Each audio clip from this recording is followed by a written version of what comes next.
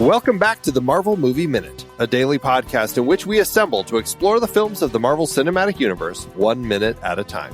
In this, our 6th season, we are looking at The Avengers. I'm Andy Nelson from the True Story FM Entertainment Podcast Network. And I'm Pete Wright, and today, Super Sniffer jumps to action. Today we're talking about Minute 59, which begins with the only name in clean energy right now, and ends with Cap storming out. Back on the show, it is Bubbawheat from the It's Time to Rewind podcast. Hello, Bubbawheat. I am neither wearing a spangly outfit, nor am I a fuse. Stop lying. We can see your spangly outfit from here. Oh, this is, we're continuing our conversation between Bruce, Tony, and Steve as they're arguing about this, what is Fury up to? What is S.H.I.E.L.D. actually trying to do here? This is the point in the conversation where we're shifting to Tony and what he's up to, talking about his clean energy and how he's kind of the only name in clean energy right now, which I don't know. There's something about that sounds so Anchorman that I just kind of love the way that it comes out of his mouth. But I like that this is kind of the wrap up of the conversation. How does this play for the two of you? I like the interplay between these two because it's an argument, but for the most part, especially at this point, it's fairly civil, and they are kind of doing their best to get their points across. And I think that they all do make good points. Right. It's civil. It's not quite Civil War just yet. I see what you did there. Points on the wall. I like it for a number of reasons. First of all, some of the way that the transitions are performed of these lines, I think work really well. Historically not awesome, or in a few hours I'll know every dirty secret S.H.I.E.L.D. has ever tried to hide Blueberry. Like, that little transition is great. The best one for me is Tony says, which one of us is A, wearing a spangly outfit, and B, not of use? And Bruce says very quickly, Steve. And then there's a beat. And then he says, tell me none of this smells a little funky to you. That works on two awesome levels. One is he could both agree with Tony by saying, Steve, he's the one who's wearing a spangly outfit and not of use. And B, use it as a transition line to say things smell funky, right, Steve? And I think that is really a smart double layer on this joke that I may be the only one who hears. It's funny that you read it that way, because I can absolutely see why, like, how it can be read that way. The way that I end up reading it, though, is Bruce seeing a problem that Tony is just about to he's opening this can of worms. They're going to start this fight because Tony is saying something that just is like going to push Steve's buttons too far. And I see Bruce as coming in to say, hold on real quick. Let me shift this back to the real focus here. So good, right? That's a third. That's a third way to read it. I love it. It works on all three of them. Yeah, and it goes back to, him being experienced in conflict avoidance. It's not even, he's so good at avoiding his own conflicts that he just falls into the habit of avoiding conflicts around him as well. Yeah. Straight up great nuanced little comedic performance from all three of these guys. And I feel like I've leaned in hard on the joke of Captain America being able to sniff out a cover-up. And I had forgotten until we got back to this minute that he actually says things smell funky, and then Steve leaves the room as if he just smelled the cover-up. And that, personally, feels like a victory. I smell a cover-up. It's a funky one.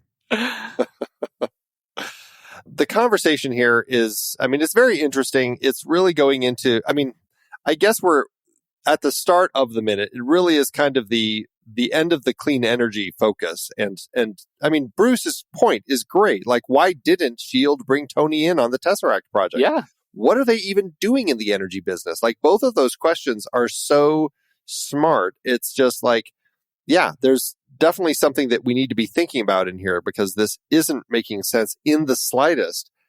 But then the conversation shifts, because this is where Tony reveals to these two that he has bugged their system and is decrypting every file that S.H.I.E.L.D. has secured, which I suppose might be a little bit of an overreach as far as like, Well, is it also an overshare? Like, why do you think, what is Tony's motivation for sharing this with these guys? Because he has a relationship he's building as a comradeship with Bruce, but he's kind of got some antagonism toward Steve. What's his motivation for sharing? Is it just ego? Yeah, I think it's just arrogance. He thinks that he can share this and not have any consequences because he's Tony Stark. Yeah, he always is. The act first and then ask for forgiveness later if he needs to. And just deal with whatever mess that he created. And I suppose that's the situation here. Is he's ready to jump in, and I suppose there is this level of. In a way, it's kind of a power move in a response to Steve's comment earlier about, you have a job to do. And Tony had said, don't you think that I'm doing it? And this is kind of continuing that conversation. Like, this is me doing my job, trying to figure out exactly what's going on. And so there's this level of, this is how smart I am, is I've been already working on this problem from the minute I got into this ship. Yeah, I think that's true. I think you're right. I think the read on Tony is he cares much more about demonstrating prowess and less about consequences of just like radical transparency. Yeah. Well, and his whole thing is he always wants to look good, right? Mm-hmm. But and he'll do everything he can to continue looking good. But as we have seen proven in his the two films that we've already had with him as a character, is like, while that is certainly the case, at the same time he is very much somebody who wants to make sure that the right things are done. And so that's what I like about him as a character, is that there's this level of him acting this way to kind of keep his persona of this Tony Stark character that we've come to know, while at the same time he's really is trying to figure out how to do the right thing all the time. Yeah. And he also doesn't shy away from making other people look bad in that process, right? Right. And I think that especially at this point in the storyline, there's also an element of his willingness to bring in Captain America basically to what he believes is his side, because he's willing to share this information with Captain America.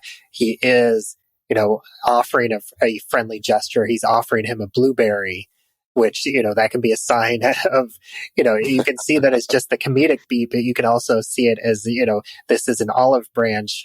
I'm offering you a blueberry for you to see that I'm not telling you this in terms of antagonism. I'm telling you this in order to open your eyes to what's really going on, because I think that you can do something with it, which he eventually does. Like, at this point, he's not really willing to hear it and see it, because it kind of goes against his beliefs, but it does start to work its way in. And then, he walks away, and then we do eventually see the outcome of this conversation, and that it does work its way into Captain America. Which obviously is important, and it's going to be a big part of his character kind of moving forward. Yeah. I do like to think that the blueberry offering here, the reason Steve doesn't respond to it is because, again, he is still upset that right after he offered some to Bruce in our last minute, he didn't immediately offer him them at that point. Is there ever a blueberry callback? I don't think so, but I feel like there really should be. Man, that's a choice missing callback. Like, even just later, like in Endgame, old man Steve sitting on a bench eating blueberries. That would be enough for me. That'd be so perfect. That should have been the olive branch at the end of that should have been the olive branch, like after the resolution of Civil War. Captain America offers, Steve offers Iron Man, Tony Stark a blueberry. Like right after that scene where they're facing off in the like bunker. Wait. Blueberry? That would have been perfect. Perfect. We fixed it. Oh, my goodness. Yeah, I think that's what we just did. All right, an intelligence organization that fears intelligence. Do you feel like that he's describing it accurately? Is it because they didn't hire him? Is that what we think he's saying? I'm not sure. Yeah, I think, him saying an intelligence agency that fears intelligence, aka Tony Stark, the most intelligent man on the planet. How are you reading it, Pete? Well, I don't know. That I feel like his way of saying, look, you're saying that the intelligence organization, like that they don't want to know what you have to offer. And Tony's saying, but wait, I offer intelligence. And if you're saying that they don't want me around, then they're keeping secrets and that's bad. Right? Like that's the catch-22 that he's sort of pulling out. And so I don't necessarily know that this line for me is really driven by ego. To me, this is really driven by him trying to point out the fact that there's a hole in Steve's ideological purity that equates to we're not hearing the whole story. If what you're saying is true, then they are keeping secrets, and we need to know about that. We can't do our jobs if we don't know about that. Hence, I don't have all the variables. It's an interesting line, and I think that it can be interpreted a number of different ways because it is coming out of Tony Stark, who's saying, like, if Bruce had said this, I 100% think your interpretation would be an accurate reading of it. Because Tony is saying it, I think that there's a little more give. I mean, you're probably right. It probably is that, but I think there's definitely this level of and not necessarily so much ego, but just saying, like, they should have been bringing me in. I could have been figuring all this stuff out so much quicker for them, Like, we could have been so much farther along. Yeah, but I feel like we've already passed that point of the conversation. Like he's already outed himself as like decrypting all the files. Now he's just really saying here's why I'm doing this, because yes, I know I'm smarter than all of you. And that's table stakes. But also I have a purpose, and I feel like we're missing something, and I'm going to be the one that solves that problem. Well, and it's also coming though after he says that he is basically breaking into all of their secured files, which I think that there's also an element in there of, maybe too much overreach as far as like what he's actually going to be able to access now is a lot of stuff that he probably shouldn't access. But now he will have it. And does that seem right? But Andy, if you're going to break into some secret files, break into all the secret files. How will you ever know you don't have the right secret file? Ah, I see. Just trying to help you understand the way secret files work. You always break into all the secret files. Just take them all. That's the way it works. We learned that in War Games. Now we're learning it again today. Yeah, we've got the one secret file that is the secret weapons program, and then the other secret file that's all the S.H.I.E.L.D. employees' social security numbers. right, exactly. We're about to dox Galaga guy. That's really his whole modus operandi here is like, I really need to. That's unacceptable. Wow. All right. What do you think about Steve's outfit? Is it too spangly in this movie? It's a little tidy. I'm not going to say spangly, but a little tidy.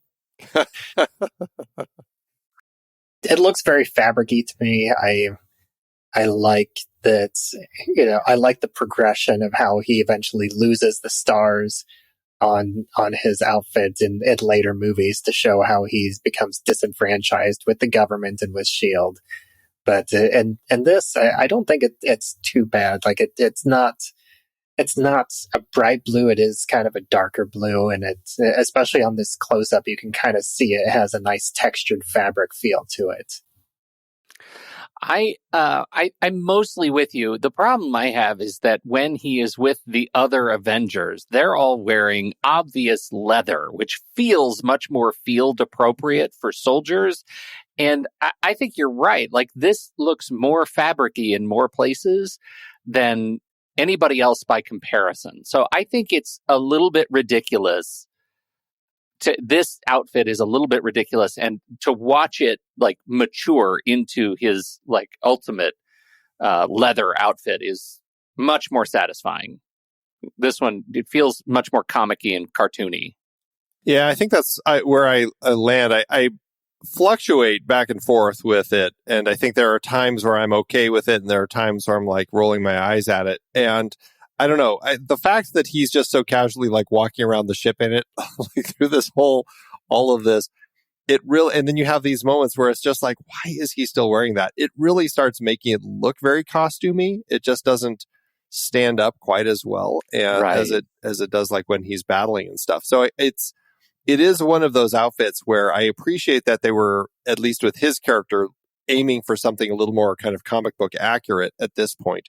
But sometimes I wonder if maybe we should have been, I liked the way they were blending in elements from like more real military kind of things that he would be wearing back in the 40s, like in the last movie. And here I'm just like, I wish that there was a little more of that kind of continuation at this point. Because it does have like the utility belt. Yeah, utility belt, right. It's a utility belt over the underoos, though, like to take Tony's line later. I think that's a really interesting thing that I have to think back to Coulson's line earlier, that Coulson had some input into this suit. And maybe that's what I'm complaining about, which I shouldn't be. Maybe that's the joke, that this is Coulson's homage to Steve Rogers' role throughout history, and we should just be okay with that. Yeah, because Coulson is the Captain America super fan. The ultimate super fan. So he would want to keep it looking like Captain America. I think my biggest complaint is, especially looking at the more modern versions, I do not like how the hood looks whenever it's pulled down. I think that looks a little funky. Yeah, it almost looks like either too kind of shriveled up back there, or like it's just not going to hold right when he puts it on. Like it'll just keep pulling itself back off or something. Like, well, even whenever it's like, whenever it's in full costume, like whenever it's pulled down properly. Yeah. Well, it's definitely something interesting. We'll be talking about it a lot more over the course of the show. I don't know. I think that's everything for today. Any last thoughts on Minute 59 or anything else this week? No, I don't think so. It's been a good week. All right.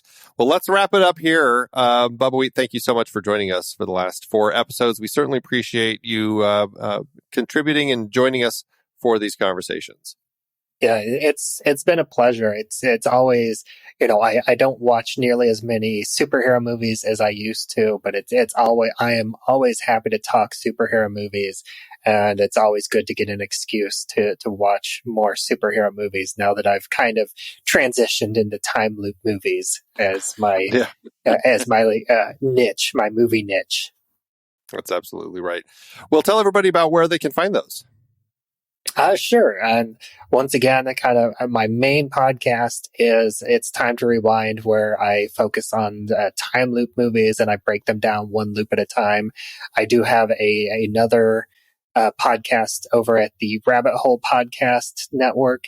It's where I'm a part-time host. It's called Roll for Podcast. It's fairly new and it only comes out once a month. I think we just recorded the 3rd and 4th episodes, and it's an improv podcast where several of us, about 3 or 4 of us, will there is a dice chart, and we each roll a die, and that determines what character we are portraying for the episode. And we also roll to see what the discussion is and what type of show we're doing, and that's been a lot of fun as well. And the first episode, my character was a dog that just learned how to speak English, which apparently I haven't fully mastered yet. That's awesome. That sounds crazy. Really interesting. Well, check that out, everybody. We'll have the links in the show notes for that, along with Bubbawheat's other projects. And if you're not seeing the show notes in your podcatcher, just go to our website, marvelmovieminute.com. You'll see everything there. That's it for today. We'll be back with another guest tomorrow to talk about Minute 60. I believe Ryan Dalton, author, will be back joining us for that. So that's it for today, Pete. Thanks as always. This episode brought to you by the North American Blueberry Resource Committee. Blueberry, universal sign of friendship. Until next time, true believers.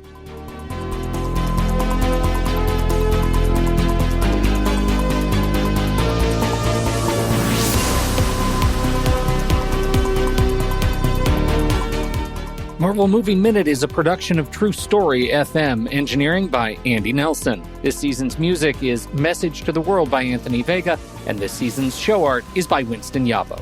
Find the show at truestory.fm. If your podcast app allows ratings and reviews, please consider doing that for our show.